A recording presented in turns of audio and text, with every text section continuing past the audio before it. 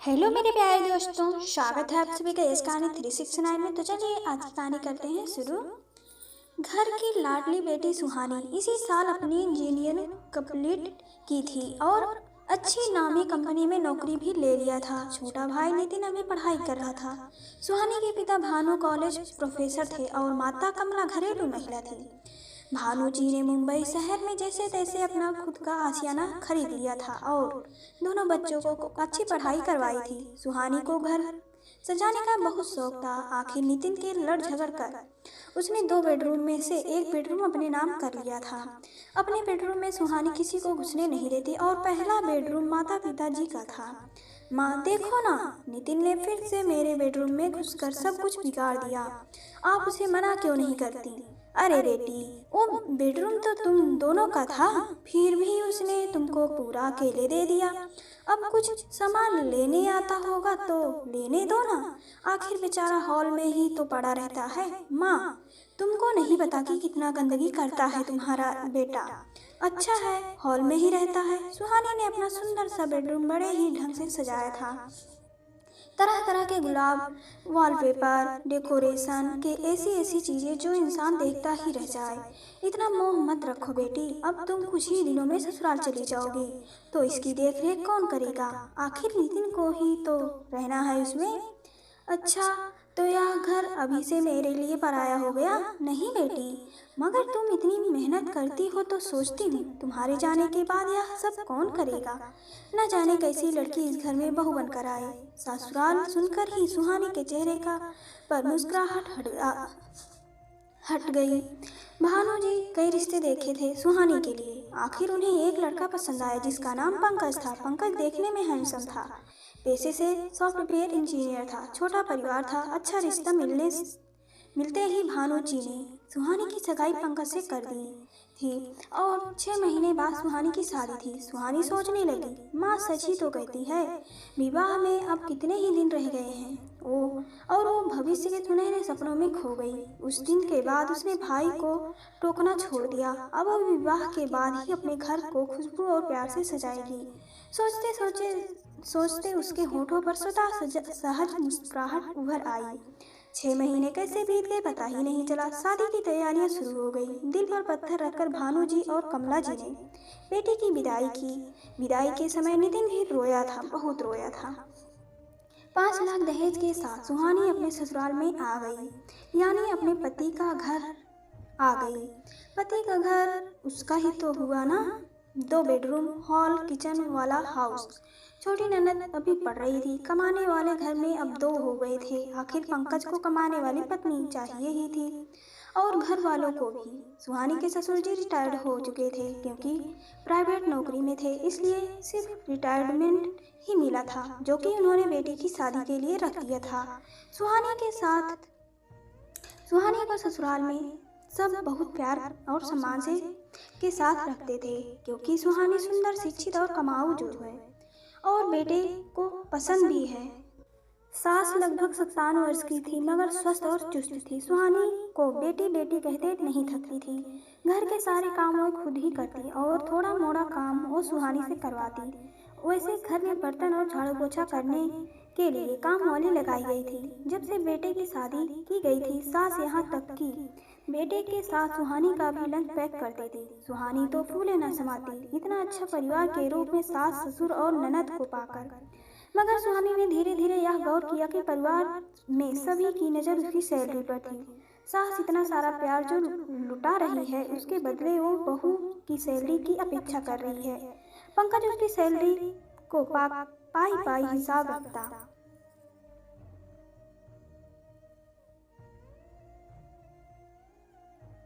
पंकज उसकी सैलरी का पाई हिसाब रखता। इस बात से सुहानी थोड़ी परेशान हुई। सुहानी को घर सजाने का शौक बचपन से ही था। यहाँ ससुराल में आते ही उसने पाया कि यहाँ सब कुछ उसके मन मुताबिक नहीं था। सुहानी ने ससुराल को अपने ढंग से ढालना चाहा। उसने इसकी शुरुआत भी कर दी। हर इतवार को वो बाजार निकल जाती और शौक को पूरा करने के लिए धीरे धीरे उसने छोटी छोटी चीजें खरीद कर घर की काया पलट कर रख दी। आखिर उसने बचपन से ही माँ से सुना था कि अब वो अपने खुद के घर को सजाना ससुराल जाकर। अपने पति के घर को अपने तरीके से ढालना। सुहानी ने अपने बेडरूम में इंटीरियर करवाने और अपने बालकनी को सजाने की सोची, वो भी अपनी ही सैलरी से। सुहानी जानती थी कि पंकज उसकी इस बात को कभी नहीं मानेगा, फिर भी सुहानी ने इसकी चर्चा पंकज से की और सजाने की अनुमति मांगी। लेकिन उन्होंने गंभीर मुद्रा बनाकर कहा, देखो सुहानी, इस काम में फालतू ही काफी खर्चा हो जाएगा। या छोटी छोटी सजावट तो ठीक है, पर इंटीरियर करने की अनुमति मैं नहीं देता। पर क्यों, इसमें हर्जी क्या है?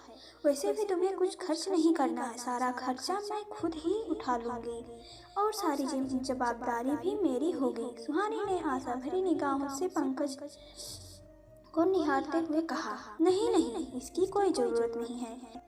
वैसे भी घर खर्च ही खींचतान कर चल रहा है और अभी तो छोटी बहन की शादी भी करना है, तो यह फिजूल खर्चे अब मैं सहन नहीं कर पाऊंगा। अभी कुछ समय के लिए यह विचार छोड़ दो। तुम अब पराई तो नहीं हो सुहानी, अपना पैसा अभी तुम बैंक में ही रखो, समय पर काम आएगा। पति की तंगदिली पर सुहानी सोच में पड़ गई। इस काम के लिए इतना भारी खर्च नहीं कर सकती। उसका मन एक बार ही बुझ सा गया, मगर अभी और नहीं थी, अतः अपनी इच्छा को फिलहाल मन में ही दफन कर दिया। हंसी खुशी 1 साल बीत गए। सुहानी अब माँ बनने वाली थी। जैसे ही सुहानी को अपनी प्रेगनेंसी का पता चला तो सुहानी फूली न समाई। जैसे सुहानी को बेसब्री से इसी का इंतजार था। होता भी क्यों नहीं, आखिर हर औरत का यह खुशनुमा पल होता है। सुहानी ने इसकी चर्चा अभी तक अपने मायके में नहीं की थी, क्योंकि सुहानी सबको सरप्राइज करने वाली थी। आखिर घर में 2 गुनी खुशियाँ जो आने वाली थी। 10 दिन बाद ही नितिन की भी शादी थी, तो सुहानी 2 दिन बाद मायके जाने वाली थी और पंकज शादी के 1 दिन पहले आने वाला था। सुहानी ने जब यह खबर मायके पहुंचते ही सुनाई तो जल्द ही बनने वाले नाना नानी मामा के खुशी का ठिकाना नहीं रहा। फिर सारे रीति रिवाज पूरे हो जाने के बाद सुहानी पति के साथ ससुराल वापस आ गई। यहाँ सास ससुर ने भी कई जगहों पर ननद की शादी की बात चलाई थी। ननद की अब पढ़ाई पूरी हो चुकी थी और वो आगे की परीक्षा की तैयारी में लग गई थी। तभी उसके लिए एक बहुत बड़े घर से रिश्ता आया। पहले तो ननद ने अपना करियर बनाने से पहले विवाह से इनकार कर दिया, मगर फिर माता पिता और भाई के दबाव पर अपनी स्वीकृति दे दी। जाहिर सी बात है, इतना बड़ा खानदान तो पैसे भी खूब खर्चे होंगे। जो जैसा सुहानी ने दहेज में लाया था, वो सब मिलाकर बड़ी धूमधाम से ननद की सगाई की रस्म पूरी हुई और शीघ्र ही वर पक्ष की मांग के कारण विवाह की तैयारियां भी शुरू हो गई। धीरे धीरे सुहानी का 3रा महीना शुरू हो गया। अब सुहानी थकी थकी सी रहने लगी। अपनी गर्भावस्था में सुकून से जीना चाहती थी, क्योंकि ऑफिस के कामों का बहुत भार रहता है। इसलिए सुहानी ने अपनी जॉब छोड़ने का फैसला कर लिया। शाम को जब सुहानी ऑफिस से आई तो उसने अपना फैसला पति को सुनाया। पति बोला, अरे इसकी क्या जरूरत आ पड़ी? क्या मम्मी तुमसे घर का काम करवा रही है? तो कहो, मैं मना करवा देता हूँ। पंकज ने एकटक कहा। सुहानी बोली, नहीं, बात वो नहीं है। मैं इन लम्हों में स्ट्रेस नहीं लेना चाहती, और तुम तो जानते ही हो कि जॉब पर काम का कितना स्ट्रेस होता है। हाँ, वो तो है, मैं जानता हूँ, मगर आखिर मैं तुम्हें मातृत्व अवकाश तो मिलेगा ही, और मैं भी पेरेंटल लीव ले लूँगा। तो क्या ज़रूरत है इतनी अच्छी सैलरी वाली जॉब छोड़ने की? और मैं मम्मी से कह दूंगा कि तुमसे कोई काम ना करवावे। जैसे तैसे पंकज ने सुहानी को मना ही लिया अपनी जॉब न छोड़ने के लिए। आज छुट्टी का दिन था। सबकी दिनचर्या भी छुट्टी के दिन से शुरू होती है, मगर प्रकृति प्रेमी सुहानी इस दिन जल्दी उठकर पास वाले गार्डन में सैर के लिए निकल जाती है। सुहानी सुबह खिली धूप, सुगंधित शीतल हवा, इठलाते लहराते पेड़ पौधे घूम फिरकर जैसे ही वो घर आई, उसे सास ससुर और पति को बैठक में देखकर आश्चर्य हुआ। कुछ शब्द कानों में पड़े तो लगा ननद के शादी की ही चर्चा चल रही है।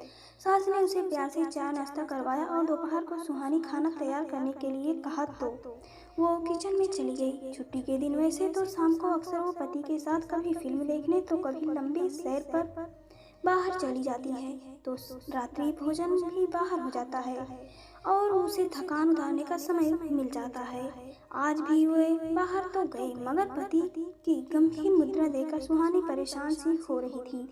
घर आते ही सुहानी ने कारण पूछा, क्या बात है पंकज, आज इतने गंभीर क्यों हो? कोई समस्या हो तो मुझे बताओ, शायद तुम कुछ मदद कर सकूं।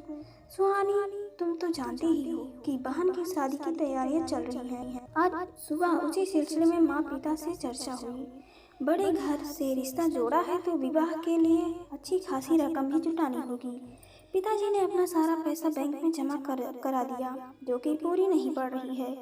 अब गृहस्थी भी मेरी ही कमाई से किसी तरह चल रही है और घर का लोन भी मुझे ही भरना है। इस समय हमें तुमसे आर्थिक सहयोग की अपेक्षा है, मगर मैं तुम्हारी सहायता कैसे कर सकती हूँ? और मेरे प्यारे दोस्तों, कहानी यहीं तक। कहानी आप सभी को कैसी लगी हमें कमेंट करके ज़रूर बताएं। अगर पसंद आए तो वीडियो को लाइक करें, शेयर करें और चैनल को सब्सक्राइब करें। और पूरी कहानी सुनने के लिए आप सभी का दिल से धन्यवाद। और इसका पार्ट 2 अगली बार मिलेगा।